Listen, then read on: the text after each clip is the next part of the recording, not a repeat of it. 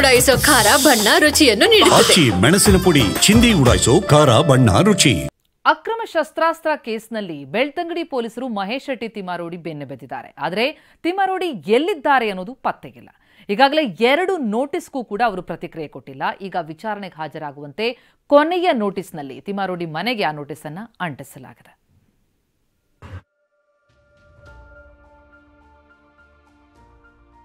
ತಿಮ್ಮಾರೋಡಿ ನಾಪತ್ತೆ, ನೋಟಿಸ್ ಕೊಟ್ಟರು ವಿಚಾರಣೆಗೆ ಗೈರು.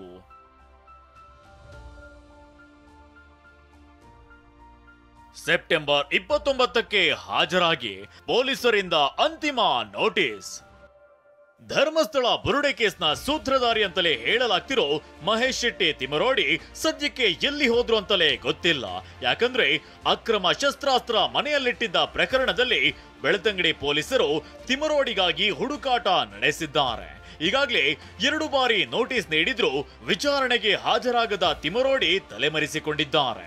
ಹೀಗಾಗಿ ಬೆಳ್ತಂಗಡಿ ಪೊಲೀಸರು ಅಂತಿಮ ನೋಟಿಸ್ ಜಾರಿ ಮಾಡಿದ್ದಾರೆ. ತಿಮ್ಮಾರೋಡಿ ಮನೆಯ ಗೋಡೆಗೆ 3ನೇ ನೋಟಿಸ್ ಅಂಟಿಸಿದ್ದಾರೆ.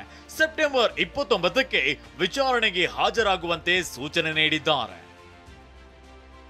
ಇಂದು ಮಹೇಶ್ ತಿಮ್ಮಾರೋಡಿ ಜಾಮೀನು ಅರ್ಜಿ ವಿಚಾರಣೆ.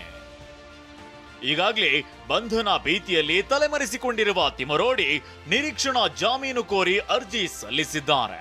ದಕ್ಷಿಣ ಕನ್ನಡ ಜಿಲ್ಲಾ ಸೆಷನ್ಸ್ ಕೋರ್ಟ್ನಲ್ಲಿ ಇವತ್ತು ಅರ್ಜಿ ವಿಚಾರಣೆ ನಡೆಯಲಿದೆ.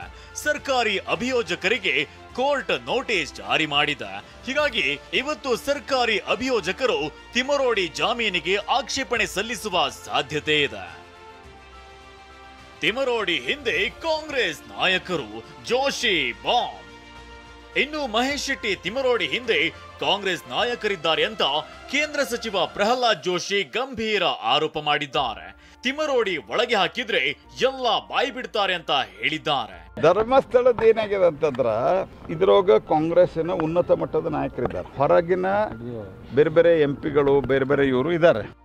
ಈ ನಡುವೆ ಚಿನ್ನಯ್ಯ ಹಾಗೂ ಮಹೇಶ್ ಶೆಟ್ಟಿ ತಿಮ್ಮಾರೋಡಿ ನಡುವಿನ ಸಂಭಾಷಣೆಯ ಮತ್ತೊಂದು ವಿಡಿಯೋ ಬಿಡುಗಡೆಯಾಗಿದೆ. 17, 18 ಹಾಗೂ 19ನೇ ಭಾಗ ಹೊರಬಿದ್ದಿದೆ. ಬೆಂಗಳೂರಿನಿಂದ ಈರಣ್ಣ, ರಮೇಶ್ ಜೊತೆ ಅಶೋಕ್, TV9 ದಕ್ಷಿಣ ಕನ್ನಡ.